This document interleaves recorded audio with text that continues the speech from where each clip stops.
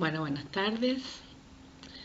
Habiendo desarrollado en el video anterior la diferenciación entre las nociones de instituciones, organizaciones y grupos, habiendo definido a su vez la noción de instituciones, tan importante en la constitución de la subjetividad, vamos entonces a abocarnos ahora a desarrollar la noción propiamente de organizaciones.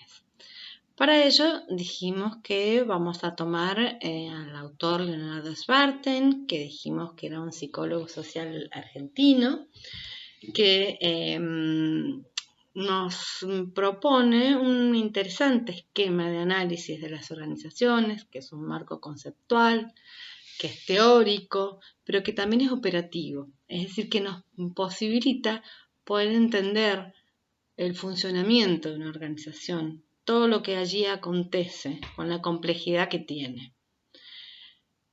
Parte el autor de comprender que las organizaciones son unidades socialmente construidas para el logro de fines específicos, es decir, que son una construcción social. La sociedad las crea, las construye, como dijimos antes, para lograr fines específicos. Las organizaciones están siempre vinculadas a un lugar, es decir, tienen un establecimiento, son establecimientos, pero también están vinculadas a la acción de organizar.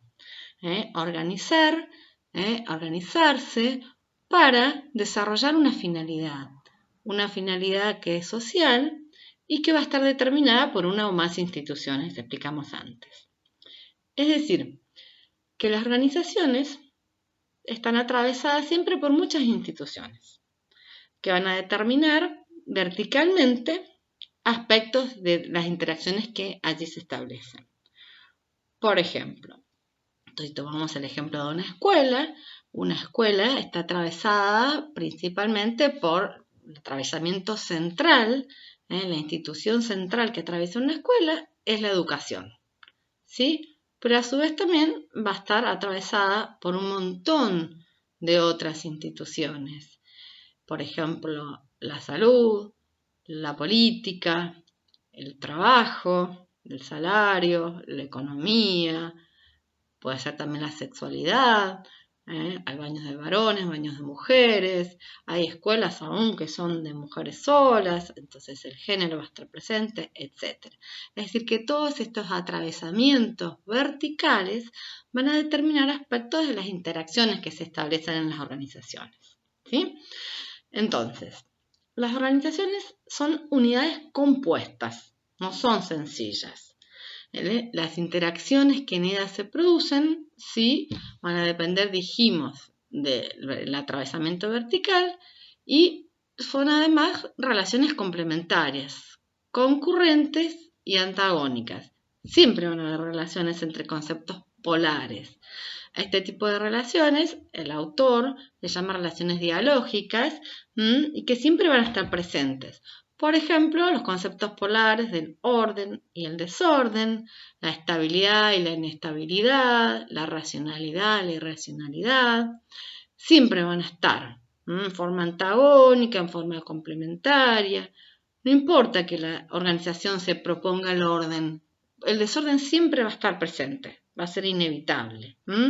También va a ser inevitable la inestabilidad y la irracionalidad, aún en las organizaciones con un buen nivel de funcionamiento. Entonces, dijimos que son una construcción social. Y ofrece, dijimos el autor, un marco conceptual y descriptivo para entender la dinámica de las organizaciones, entender su funcionamiento. Dentro de este marco, propone 3 nociones que son interesantes, que sirven a la hora de entrar a una organización con toda la complejidad que tiene, en la que no entiende muy bien qué es lo que sucede, se presenta como algo confuso, ¿sí? Este esquema de análisis, de alguna manera, con estas 3 nociones, que son las nociones de identidad, estructura y autonomía, nos permiten entonces poder entender qué es lo que sucede en una organización. ¿Qué define como identidad? Dice que la identidad, bueno, es básicamente quién es esa organización. Poder entender quién es. Es todo aquello que permite distinguir a la organización como singular y diferente a su vez de las demás. Que si desaparece va a afectar, por supuesto, decisivamente a la organización. No puede dejar de ser quien es. Si pasa a hacer otra cosa, deja de ser la organización que era. Es decir, que la identidad de las organizaciones es invariante y que las perturbaciones de la invarianza implican la transformación o hasta la disolución de la organización. La identidad es algo que no puede en realidad cambiarse tanto, ¿sí? Sí puede modificarse en una organización su estructura, que es el otro aspecto que el autor nos propone analizar. Dentro de esta importante noción que es la identidad, el quién es esta organización, el autor diferencia dos tipos de identidad. Por un lado, la identidad esquema y por otro lado, la identidad construcción. La identidad esquema tiene que ver con todo aquello que comparte esta organización con todas las otras que pertenecen a su misma rama de actividad. Por ejemplo, si tomamos una escuela primaria, la escuela primaria cualquiera, en general en la Argentina, todas tienen como finalidad la escolarización de los niños, de las niñas, la adquisición de la lectoescritura, etc. Es decir, que todos estos aspectos forman parte de la identidad esquema de la organización escuela primaria en Argentina. Pero a su vez, hay escuelas que tienen características distintas. Por ejemplo, una escuela primaria puede ser religiosa, ¿sí? Una escuela puede tener integración de chicos con necesidades especiales, ¿sí? Entonces, estos aspectos, estos rasgos que construye la escuela a los efectos de esa individuación, van a ser lo que el autor denomina la identidad construcción. Es decir, la identidad esquema es todo lo que comparte con las que pertenecen a la misma rama de actividad y la identidad construcción son los rasgos propios que la diferencian de todas las otras organizaciones, ¿sí? Que le dan una identidad propia. También, por ejemplo, podemos tomar el ejemplo de las facultades, para no quedarnos siempre con la escuela. Podemos ver que las facultades de la Universidad Nacional de Cuyo comparten una misma identidad esquema, que es la formación de futuros profesionales, etcétera, etcétera, pero que la identidad construcción de las distintas facultades es distinta. Así la facultad nuestra forma profesionales en administración pública, en sociología, trabajo social, en comunicación social, y esos van a ser los aspectos que hacen a la identidad construcción, rasgos que las individualizan a unas facultades de otras. Entonces, esta noción de identidad, y dentro de ellos diferenciar la identidad esquema y la identidad construcción, son categorías que nos permiten comprender quién es esta organización cuando ingresamos. ¿Sí? Es necesario entonces distinguirlas a ambos tipos de identidades y analizar a su vez la congruencia entre ellas.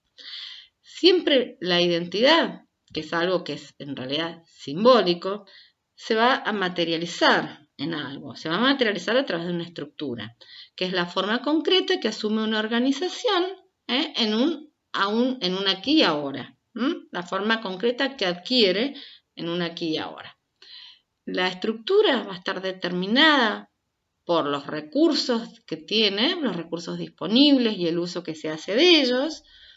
Va a estar determinada también por los modos en que se dan las relaciones entre los integrantes y las relaciones con el entorno de la organización.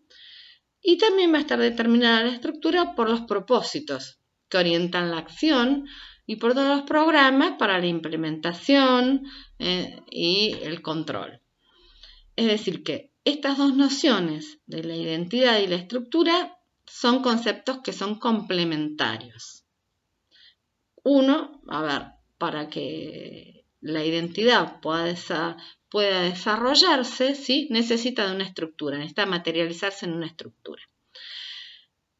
El autor dijimos que nos propone una noción instrumental y operacional para el análisis de las organizaciones a través del concepto de dominios.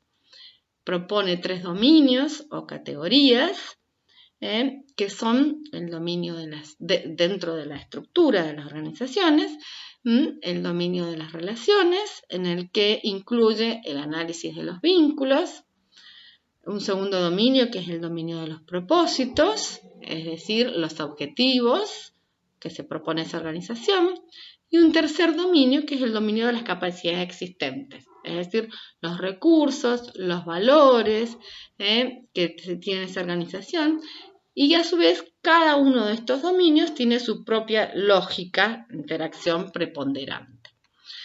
El primer dominio, volvemos a mencionar, el dominio de las relaciones, va a estar constituido por las personas que integran esa organización, las cuales están articuladas entre sí y por un sistema de roles que instituye la mutua representación interna entre ellos y de las variables que operan además del contexto. Es decir, que la heterogeneidad que hay en ese conjunto, cuando aparecen conflictos, ¿sí? Cuando hay aspectos en esos grupos en los que no se está de acuerdo, todos los conflictos se resuelven a través de la lógica del poder. Es decir, el que tiene más autoridad, en definitiva, va a ser el encargado de resolver esos conflictos, de tomar las decisiones cuando hay desacuerdos. Por otro lado, el segundo dominio, que dijimos es el dominio de los propósitos, hace referencia a todas las metas y políticas que orientan la acción de las organizaciones. Puede haber contradicción a veces entre los propósitos, ¿sí? Por ahí es bastante frecuente pensar, qué sé yo, que a lo mejor para una maestra de una escuela el propósito central es la educación, está relacionada a la educación de los niños, y otra maestra, sin embargo, que considera que es más importante la contención afectiva, ¿sí?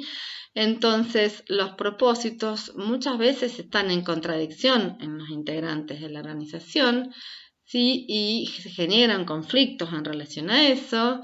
Dijimos, los conflictos siempre eran resueltos a través de la lógica del poder. Y bueno, pero por más que haya contradicciones, es necesario que siempre haya pertinencia en los propósitos, que sean pertinentes a los fines que persigue la organización. Si no, no se logra la identidad. Los propósitos están siempre orientados al logro del orden, por supuesto, de la permanencia, de la estabilidad, ¿sí? Por lo que la lógica imperante en el dominio de los propósitos es siempre la búsqueda de la racionalidad.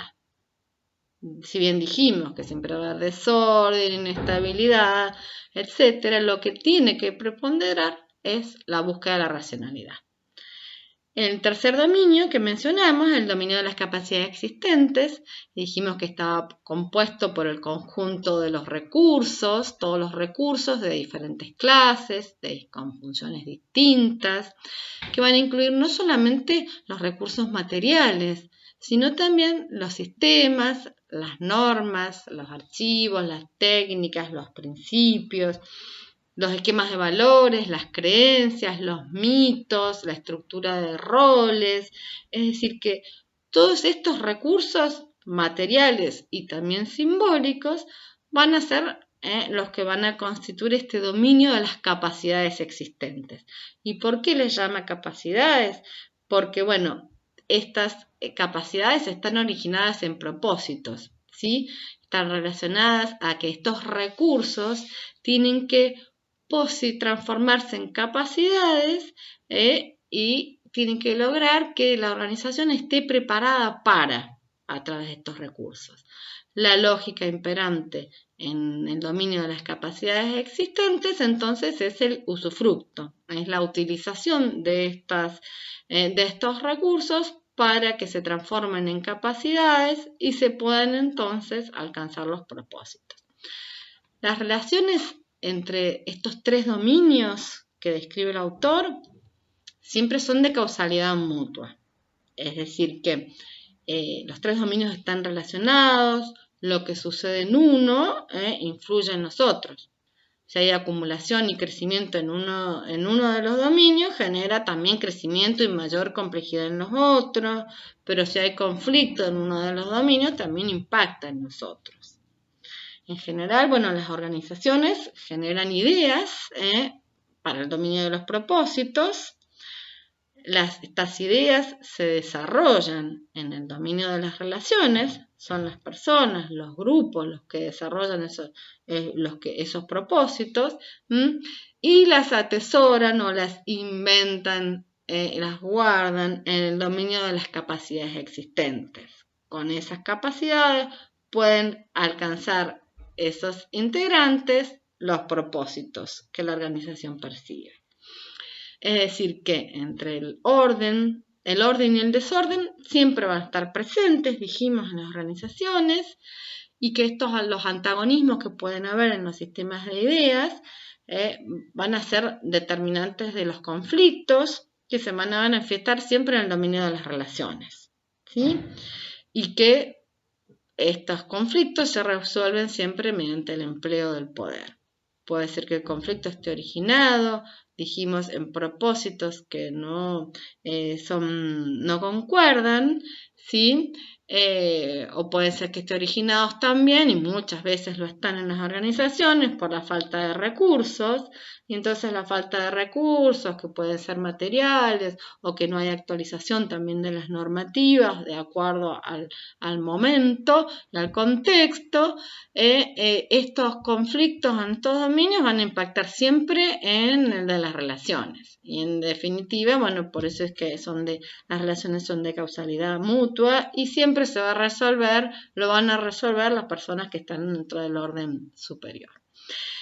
Bueno, entonces hasta aquí lo que hemos dicho, volvemos a repetir que las instituciones son abstracciones que se materializan en las organizaciones y que producen efectos sobre los individuos y que van a operar tanto en las condiciones materiales de existencia como en la constitución de la subjetividad de los sujetos. Es decir, que existe una relación permanente entre instituciones y sujetos y grupos, y que la relación entre la forma en la que se relacionan los sujetos con las instituciones es a través de las organizaciones. Bueno, dejamos por ahora. Nos vemos entonces en un próximo video que vamos a desarrollar el último texto de la unidad, que es el texto de Fernando Ulloa. Muchas gracias.